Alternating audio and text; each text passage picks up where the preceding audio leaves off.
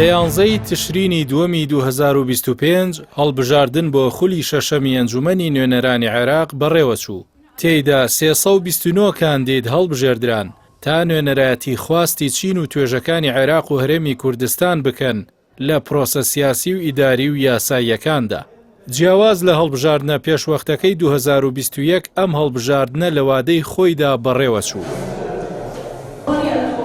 هەڵبژاردنەکە لە کەشێکی ئاڵۆزدا بەڕێوەچوو بە جۆرێک لە ماوەی بێدەنگی پێش هەڵبژاردنیشدا چاودێران بە گومانەوە باسییان لە بەڕێوەچوونی پرۆسەکە دەکرد و بەشێک لەلایەنە سیاسیەکانیش گرێویان لەسەر تێکچوونی دۆخی عێراق دەکرد. هەڕەشەکانی هەڵگیرساندنەوەی جەنگی قەواری زایۆنی و ئێران و لێدانی گروپە چەکداریەکانی نزیک لە ئێران لە عێراق و ناڕەزاییە ناوخۆیەکان لە ئارادا بوون.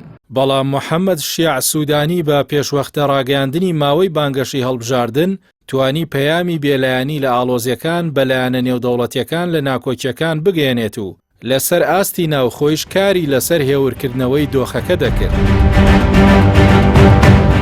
هەڵبژاردنەکە بە پێی یاسای سانتلیگۆ 1.7 و لەسەر شێوەی لیستی کراوە بەڕێوەچوو. ئەمەش بەشێک بوو لە ئاڵۆزیە ناوخۆیەکان و هەندێک لایەن پێیان وابوو بە زیانی ئەوان دەشکێتەوە. ڕەوتی نیشتیمانی سەدر ئەوەیش دوای ئەوەی لە هەڵبژاردننی خولی پێنجەم سەرەڕای بەدەستێنانی 73 کورسی نەیتوانی حکوومەت پێک بێنێت. لەم هەڵبژاردنەدا بایکۆتی پرۆسەکەی کرد و کاریگەری لەسەر ڕێژەی دەنگدەران دروست کرد. وبإمكان التحالفات والأحزاب السياسية والمرشحين بەپێی ئەو ئەنجامانەی کە کۆمیسیۆنی باڵای سربەخۆی هەڵبژاردنەکان ڕایگەیاند لایەنە شیعەکان توانیوانە 200 کورسی بەدەست بێنن کە تێیدا هاوپەیمانی بنیاتنانەوە و گەشە لەسەر دەستی محەممەد شیع سوودانی بە مەبەستی بەشداری لە هەڵبژاردنەکان پێک هات. توانی 46 کورسیان مسۆگەر بکات و دەوڵەتی یاسای نووری مالیکیش تەنیا 29 کورسی بەدەستێنا و 4 کورسی لە دەستدا. ئێستاش لە ناو چوارچەوەی هەماهەنگیدا کێبڕکەی توند لە نێوان ئەو کەسایەتیانە هەیە بۆ بەدەستێنانی کورسی پۆستی سەرۆگۆزیرانی. جگە لەوەیش لایەنی گروپە چەکداریەکان توانیان بەرزبوونەوەی بەرچاو لە دەنگ و کورسیەکانیان لە ئەنجومەنی نوێنەرانی عێراق بەدەست بێنن. لایەنە سوننەکانیش توانیان 65 کورسی مسۆگەر بکەن و ئەنجومەنێکیان لە ژێر ناوی ئەنجومەنی سیاسی نیشتیمانی پێک بێنن و بڕیارە لەو ڕێگەیەوە دانوستان بکەن بۆ بەدەستێنانی پۆستەکان و پاشان پڕکردنەوەی کە گرنگترینیان پۆستی سەرۆکی ئەنجومەنی نوێنەرانە. هەرچی کووردە بە پەرتەوازایی چوونە ناو هەڵبژاردنەکە و توانیان 55 کورسی بەدەست بێن و نەیان توانیوە بەرێکی هاوبەش بۆ چوونە ناو دانوستانی پێگێنانی حکوومەتی نوێی عێراق پێک بێن و ململانەکانیان لەسەر ئاستی ناوخۆی لە پێکاتەکانی دیکە توندترە بەتایبەت هەر یەک لە پارتی و یەکێتی و ڕکابەری توند بۆ پۆستی سەرۆکی کۆمار وەک خولەکانی ڕابردوو دەست پێ دەکەنەوە. دوای زنجیرێک مشتومڕی سیاسی توند ئەنجومەنی نوێنەرانی عێراق دەستەی سەرۆکایەتیەکەی تەواو کرد.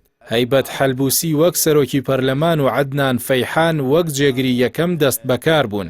پۆستی جێگری دووەم کە پشکی کووردە ململانێکی توندی لە نێوان پارتی دیموکراتی کوردستان و ڕەوتی هەڵوێست بەخۆیەوە بینی. پاشەوەی شاخەوان عەبدوڵڵا و دکتۆر ڕێبوار کەریم لە دوو گەڕی دەنگداندا نەیانتوانی ڕێژەی یاسایی بەدەست بێنن.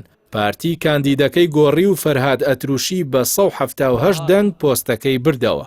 بە پڕکردنەوەی ئەم پۆستانە ئێستا عێراق دەچێتە قۆناغی هەڵبژاردننی سەرۆکۆمار کە پێویستە لە ماوەی 30 ڕۆژدا یەکلا بکرێتەوە.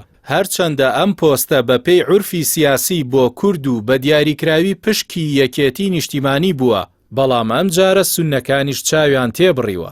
دواتریش سەرۆکۆماری نوێ لە ماوەی 15 ڕۆژدا کاندیدی گەورەترین فراکسیۆن بۆ پێگەێنانی حکوومەت ڕادەسپێرێت. مرشحهم لرئاسة مجلس الوزراء. شكرا جزيلا.